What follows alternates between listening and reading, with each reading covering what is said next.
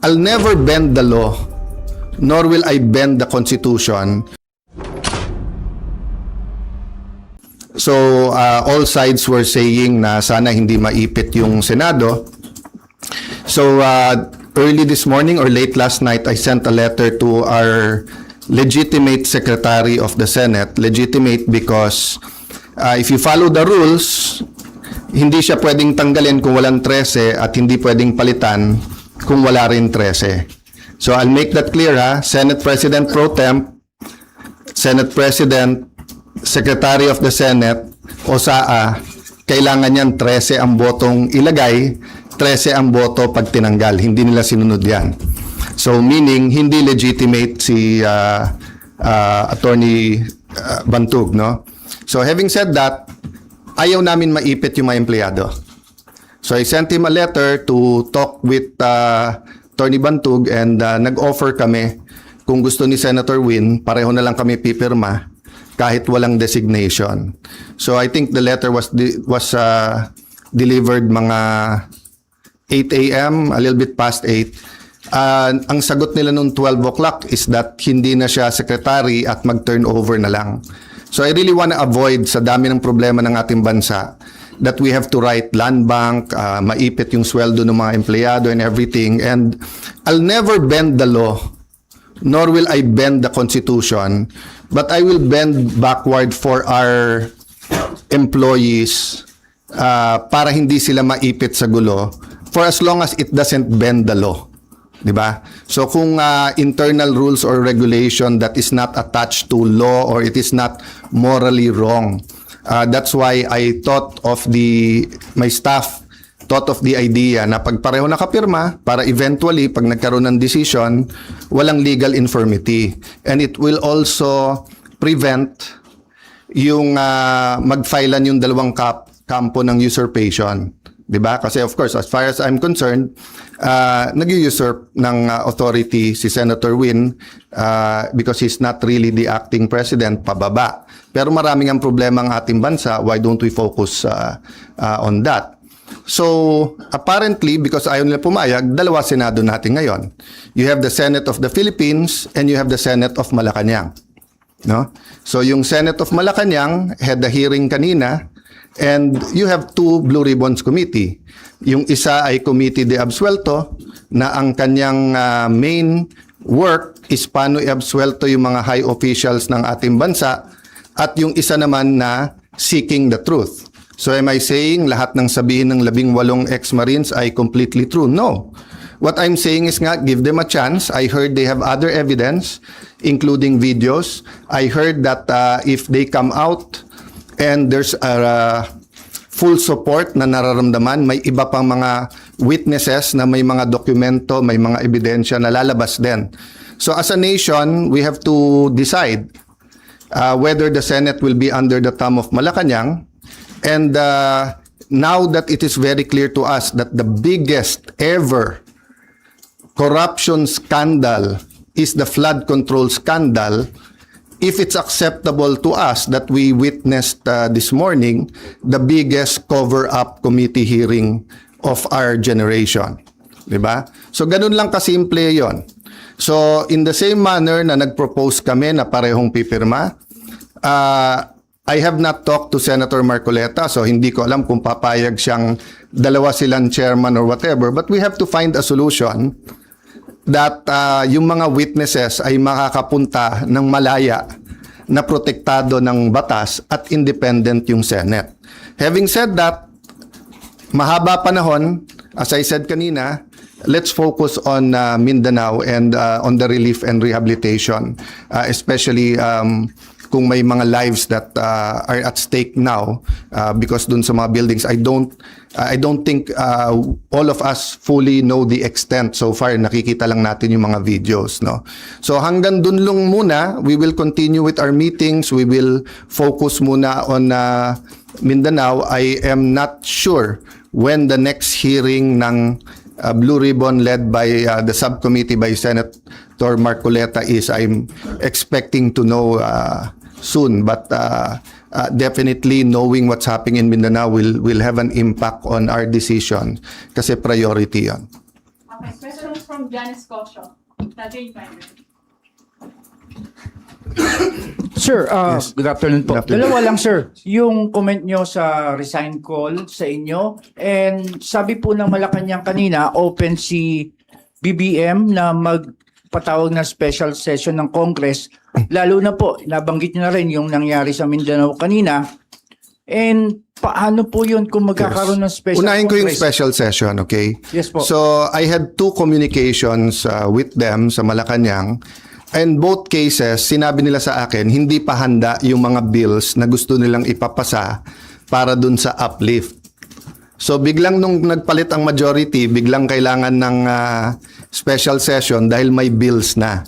Actually, kung may official silang bills, dapat na i-file na yon para na-refer na sa committee, di ba? So, sabi nila, inaayos pa nila.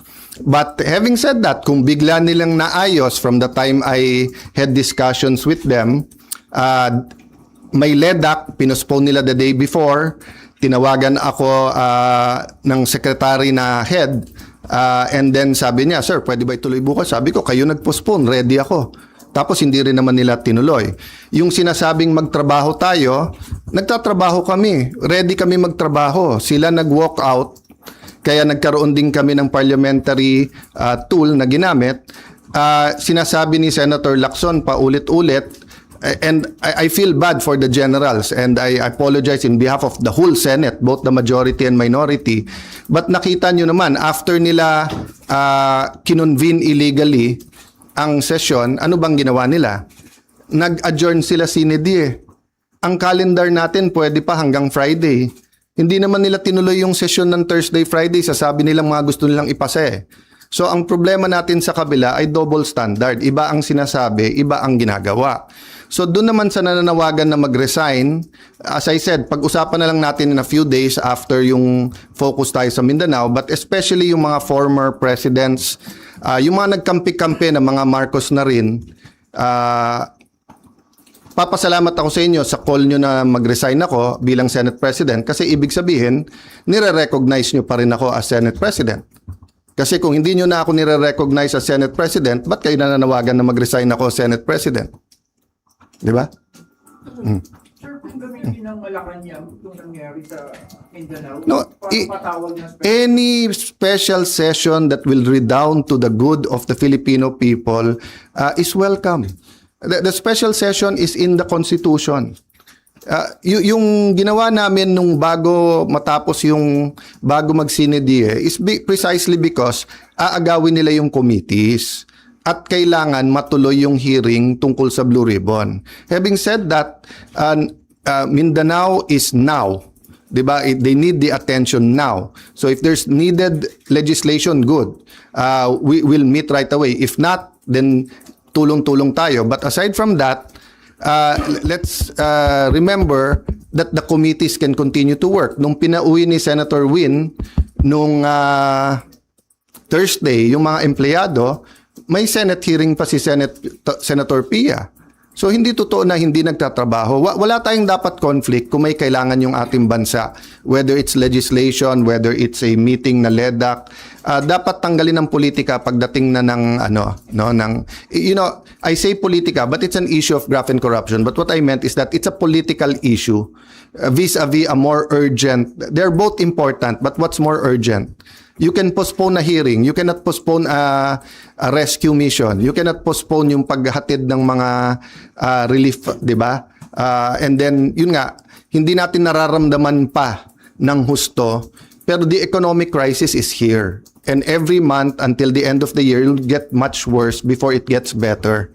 Because nga, tuloy-tuloy ang problema sa Middle East, di ba?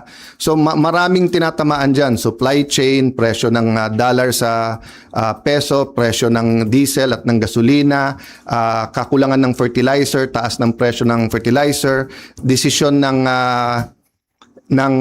Vietnam at saka ng decision muna ng India kung bibigyan tayo ng magbebenta ng fertilizer, decision ng India at saka ng Vietnam kung magbebenta ng bigas o hindi, decision ng Indonesia whether mag-export sila ng coal o hindi. All of these are kumbaga sa relo are moving parts na walang makakahula o makakapredict. So in that sense, kailangang magtulong-tulong talaga yung ating bansa. Kaya naman nandun pa rin on the plate yung graft and corruption kasi kahit anong plano natin sa economic crisis, kung ninanakaw pa rin yung pera, then mahirapan pa rin tayo lahat. No? Jonathan Aguilar, GMA7. Sir, Yes. sino po ang tatayong presiding officer sa impeachment trial? At may update po ba kayo sa... As soon as they have 13, walang problema sila na. Okay, so I have to assert because may pinaglalaban tayo. Pinaglalaban ko hindi yung si Alan Cayetano ang Senate President. Ang pinaglalaban natin, ang Senado hindi pwedeng rubber stamp ng Malacanang. Hindi pwede na hindi independent yung Senate. Hindi pwedeng may hearing ka katulad kanina, yung bibig na bumubukas ay senador pero yung lumalabas na salita galing sa Malacanang. Ano pong rules sa pagpili ng presiding officer sa impeachment trials? They illegally amended the rules. They illegally had a session, 'di ba? So in due time there'll have to be something that will decide, 'di ba? But in the same manner na ina-assert ni Senator Win na he's the acting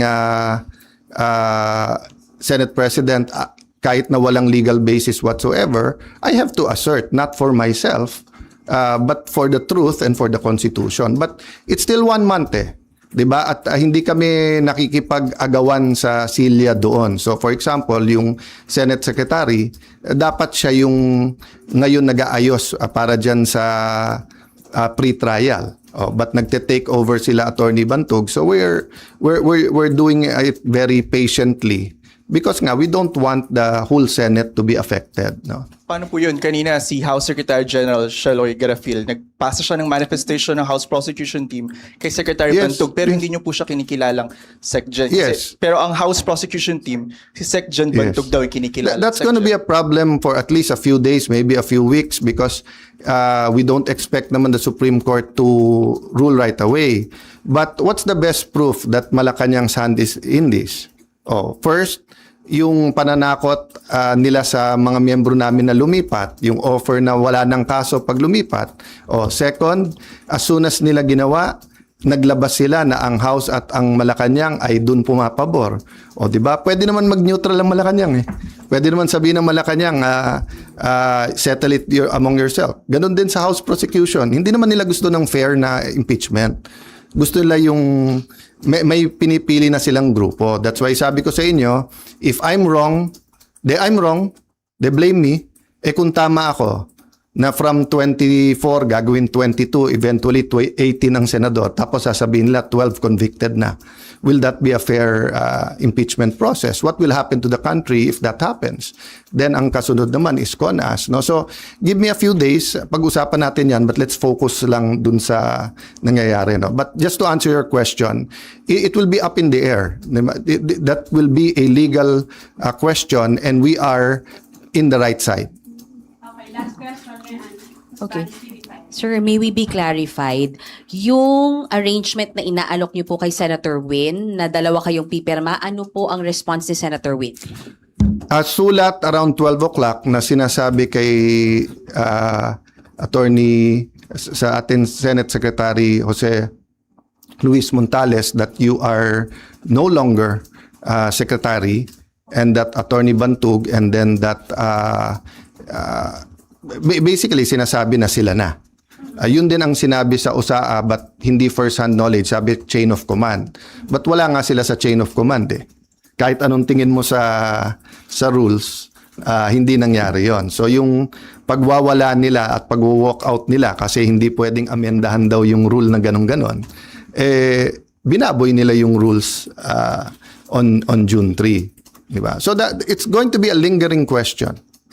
Sorry, how do you treat that? Hindi pumayag si Sen Win sa arrangement na dalawa kayong pipirma sa documents? And paano po yung sweldo nung It's just like the civil rights movement sa US, di ba? From the Civil War until pinasa yung mga civil rights laws, etc., yung may batas ka, alam mo yung tama. Pero yung inaapi pa rin, yung mga minority, yun yung de facto. Di ba? So alam naman natin lahat kung ano tama at sinong tama. Pero ang kapangyarihan kasi nasa kanila eh. Sa kanila ang pulis, nasa kanila ang NBI, nasa kanila ang Malacanang. Kaya sabi ko, lahat ng kapangyarihan nasa kanila. Pero katotohanan nasa amin. So hindi ko pwedeng bitawan yon. Kailangan lumaban tayo doon. Kasi kung hindi, after this, all you have to do is to get one senator plus Malacanang. Hindi na 13 ang kailangan mong boto, 1 plus 1 lang. 1 plus Malacanang. Sir, so you will still sign? Paano yung mga... That is a practical question na hindi mangyayari because nga from the bottom paakyat dun sa office, di ba? Never naman nila sinurrender yung SP office. Hindi ko namang trinethreaten yung mga empleyado, di ba? But sila, inaano nila yung mga empleyado. Yung ginawa ni Senator Erwin tapos nag-sorry. Bad cop, good cop yon. Sadya yon. I-shock mo na yung mga empleyado, nakakasuhan ka, tawagin mo kung ano-ano. Tapos si Senator Win naman yung mabait. So kahit na nag-sorry siya, natanim na yun sa puso ng mga empleyado. 'Di ba? Kaya nga sa akin, sa mga empleyado, it's a matter of conscience. Sir, so you gave up the signing? No, I'm not giving it up. I'm just saying, malamang hindi dumating sa opisina ko yung pipirmahan. But I'm not giving it up. Diba? Kailangan ko i-assert yun. Sir, sorry, ano po ba yung extent nung arrangement na pinopropose po ninyo? Hanggang doon lang sa dalawa kayong magsasign? No, it was a first step lang kasi sinabi nila open sila. Hindi naman pala sila open. Diba? Kasi sabi nila ayaw nila ng gulo. Diba? Sabi nila eventually, kailangan magsama yung dalawang grupo, one Senate tayo. Diba? But mukhang ang utos ng Malacanang, hindi, kayo lang. Kasi nga alam nila na even if we go to the Supreme Court ASAP, it will take time. So in the meantime, they're buying time until they either get one more member or whatever. How will you assert kung hindi darating sa inyo yung pipirmahan? Basta in any way I can. And it's just like yung example na binigay ko sa'yo, whether it's apartheid, whether it's civil rights, di ba? Doon tayo sa tama. Okay, thank you guys. One last. Sandra. Sir, nabanggit niyo po kasi kanina yung Supreme Court. So are you referring to the one filed by the school teacher, Tayam, or meron po It's always an option for everyone. It's an option for the other side, for us, for the employees can also file. So let's see kasi nauna na si Senator Win, nag-meeting na yesterday ata sa mga taga-USAA and yung kanilang inappoint na secretary at OSAA, bagamat illegal, di ba, umikot na in everything. As I told you, no, as a practical matter, ang matagal na naging Senate President si Senator Drilon, di ba? Tapos si Senator Soto, matagal din, more than 5 years, di ba? Si Senator Coco, Senator Mig, Senator Cheese, magkakasama sila ngayon eh. Ako naman, ni isang empleyado, wala pa ako na-appoint eh. So as a practical matter din, sila ang mga kaklose. So syempre, sila ang napakinggan. But I have faith in the Senate staff that they should listen to all sides. But I don't want to disturb, di ba, hindi civil war ang gusto namin. Ang gusto namin, manaig sa Senate, kung ano tama, kung ano mali.